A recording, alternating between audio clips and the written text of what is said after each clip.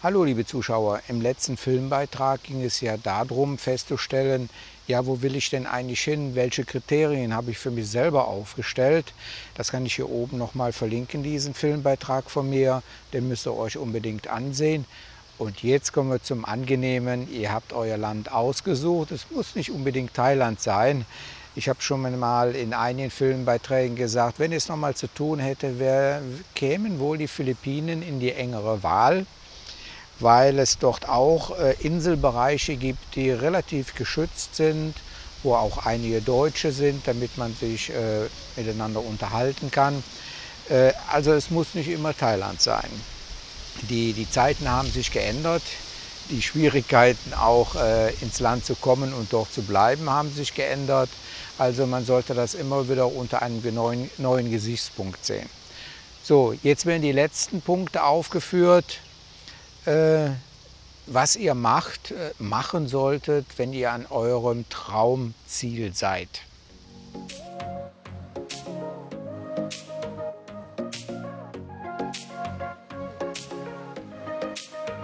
So, und dann fängt das Angenehme an, den Urlaub planen. Da rate ich euch, mal 4 Wochen einzuplanen zu dem Ort, wo ihr hinkommen wollt, um das Ganze mal über längere Zeit zu sehen, nicht nur aus der Touristik Augen, sondern mal richtig mitzuleben. Und da rate ich euch also nicht jetzt ein Hotelzimmer zu nehmen, sondern wo ihr auf Eigenversorgung gehen müsst. Dann lernt ihr nämlich auch, wo ihr einkaufen könnt, was steht zur Verfügung. Und was für mich damals ein wichtiger Punkt war, ich habe versucht, mit Auswanderern, die also schon hier sind, Kontakt aufzunehmen, um zu hören, ja, wie ist es denn hier, wie machst du es denn mit deinem Visum, kommt da sonst noch was zu, was ist mit den 90 Tagen, du musst ja alle 3 Monate zur Immigration, und da erfährt man schon viel, wenn man also mit Einwanderer hier zusammenkommt. Wir haben also hier viele Deutschsprechende, also aus Deutschland, Österreich und der Schweiz, und die findet man überall. Man muss nur mal ein bisschen, ich habe das damals so gemacht, ich war am Strand und habe dann mal so ein bisschen gehört, und irgendwie findet man dann raus, dass das schon einer ist, der länger hier ist. Meistens sind es ja die älteren Menschen, die hier sind, und mal einfach ansprechen. Oder ihr geht in einem Shoppingcenter und wenn die da einkaufen gehen, mal ansprechen. Ich habe also nur positive Erfahrungen gemacht. Also der Deutsche hier ist ganz anders als in Deutschland. Hier ist er ein bisschen mehr aufgeschlossener, muss ich sagen. Und seine Erfahrung gibt er gerne preis denn auch. Ja, wenn ihr ein Haus gefunden habt für die 4 Wochen, sage ich mal, dann müsst ihr auch mal auf die Suche gehen, ein Haus für euch long-term hier zu suchen. Da bin ich wirklich hier jede Querstraße hochgefahren und habe dann geguckt. Überall kann man Häuser heutzutage mieten, das ist kein Problem. Thailand steht ja nicht an der Top-Liste der Touristen mehr, und daher stehen die jetzt hier alle leer. Und da müsst ihr mal schauen, was ihr da findet. Und da hatte ich dann auch ein paar Kriterien für dieses Haus. Ich habe Wert darauf gelegt, dass es ein Haus ist, wie ich auch habe, was auf Stelzen, Betonstelzen steht. Das hat nämlich den enormen Vorteil, wenn ihr wirklich in eine Region reingekommen seid, wo ihr nicht absehen konntet, ob das überflutet wird, habt ihr noch immer 2 bis 3 Meter Zwischenraum zum Wasser. Dann habt ihr also keine Probleme, wenn unter euch das Wasser ist. Das andere ist, ihr habt keine große Mückenplage, weil die Mücken, die fliegen alle so in 1 Meter, 1,50 Meter Höhe rum. Und wenn ich da oben bin, da kommen selten welche hoch. Nur wenn man dann hochgeht, dann nimmt man die praktisch mit. Aber ansonsten, wenn man da oben sitzt, hat man keine Probleme groß mit Mücken. Ja, und wenn ihr, den Fehler habe ich eigentlich gemacht, in einem Resort einzieht, also wo mehrere Bungalows sind, und da ist ja meistens dann auch ein Pool, da müsst ihr davon ausgehen, der Eigentümer vermietet das ja auch an Gäste, die also 2 oder 3 Wochen hier sind, und die haben dann auch ihre Kinder dabei. Und in der Hochsaison war das katastrophal. Die Kinder sprangen stundenlang von der Seite rein und man hört dieses Einschlagen, dieses Geschreie von den Kindern. Da habe ich nach 2 Jahren habe ich dann die Notbremse gezogen und habe gesagt, ich will hier raus. Ich will ein Haus haben, was kein Pool mehr ringsherum hat. Und ja, habe mein Haus hier gefunden, was ich habe, glaube ich, 4 Wochen habe ich gesucht, für das zu finden, mit einer Aussicht, mit einem Preis, den ich auch bezahlen kann von der Miete her. Da müsst ihr also ganz genau gucken, weil der nächste Punkt ist, um Kosten zu senken, könnt ihr mit dem Vermieter handeln. Wenn ihr für ein halbes Jahr, sage ich mal, im Voraus bezahlt, geht die um 1.000, 2.000 Baht, geht die Miete dann runter. Und wenn ihr eine feste Zeit, sagen wir mal, 1 Jahr, 2 Jahre, wenn ihr merkt, ihr wollt länger hier, da wohnen, da geht ihr auch nochmal mit dem Preis runter. Das müsst ihr auf jeden Fall machen, handeln. Ihr müsst auch ein bisschen vergleichen mit anderen Häusern, wie viel die da kosten. Ne? Bedenkt, die wollen natürlich erstmal Toppreise. Zum Beispiel mein Haus sollte anfangs 25.000 kosten im Monat. Und dann habe ich mit dem gehandelt, habe gesagt, ich bezahle dir für ein halbes Jahr die Miete im Voraus. Und ich mache einige Umbauten. Also das Haus stand komplett auf Stelzen und ich habe hier unten die 2 Räume noch angebaut. Und der muss also das Gefühl haben, du kümmerst dich auch um das Haus. Und dann sieht er nämlich schon ganz anders aus.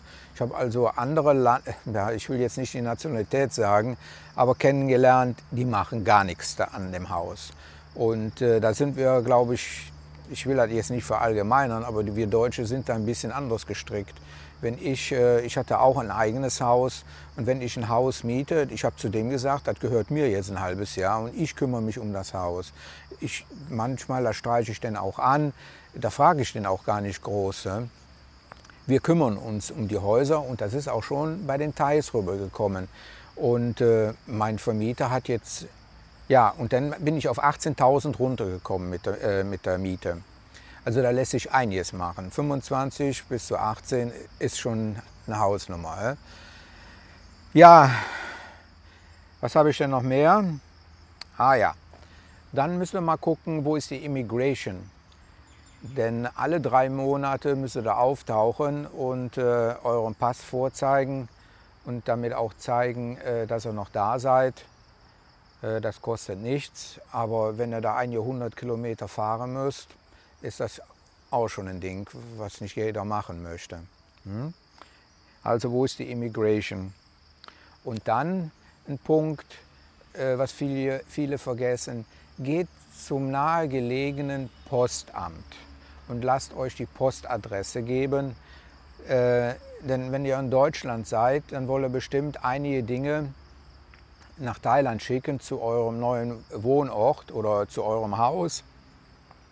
Und dann ist es natürlich praktisch, wenn ihr die Postanschrift habt. Ich habe das damals so gemacht, ich hatte 140 Kilo war das.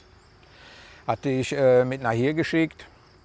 Das ging dann direkt zum Postamt und da wurde das dann auch gelagert. Das hat ungefähr 3 Wochen gedauert, bis die Pakete hier waren. Ja, und dann waren 2 nicht dabei.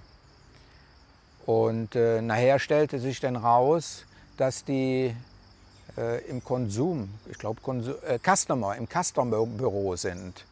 Ja, Customer-Büro ist nichts anderes als das Zollamt. Da bin ich dann mit einer Thai, mit meiner Vermieterin dahin gefahren und dann stellte sich raus, die haben einfach 2 Pakete rausgenommen, die lagen dann da auch. Da waren damals schon meine Drohnen drin und ja, die musste ich dann in Gegenwart von den Beamten dann öffnen, dann haben die dann geguckt. Und dann haben die abgeschätzt, wie viel das wert ist und daraufhin musste ich Steuern machen. Also das ging Pi mal Daumen ging das und da war es natürlich gut, dass ich da meine thailändische Vermieterin dabei hatte, die konnte den Preis dann runterdrücken. Das war, glaube ich, 2.000 Baht oder so, 2.000 oder 3.000 Baht habe ich dann an Steuern bezahlt, weil die Drohnen drin waren. Und das war damals 2014 noch was ganz Besonderes. Ja, und dann habe ich die Pakete dann bekommen und dann war alles hier. Also das ist also ganz wichtig, dass ihr die Postadresse habt. Dann könnt ihr von Deutschland schon einiges hier rüber schicken und kein Paket ist weggekommen, muss ich sagen. Also man kriegt, ich will nicht sagen einen Schock im ersten Moment, wie das da so abläuft. Mittlerweile geht es schon sehr gut, geht alles mit Barcode natürlich, kein Problem. Könnt ihr also die Sachen dann schon nach hier schicken. So, das war jetzt schon eine Menge und jetzt könnt ihr noch mal so ein bisschen sinken lassen. Die Excel-Liste, die könnt ihr ja von meinem Film her abkopieren im Screenshot. Ja, das waren eigentlich die wichtigsten Punkte. Einen Punkt will ich noch hervorheben. Lasst euch untersuchen in Deutschland, wenn ihr wieder zurückkommt, vor allen Dingen die Zähne. Ja, die Zähne. Ich habe mir zum Beispiel alle Amalgamblommen rausholen lassen, alles picobello machen lassen, weil die Versicherung, die man hier hat, da ist immer der Zahnarzt ausgeschlossen.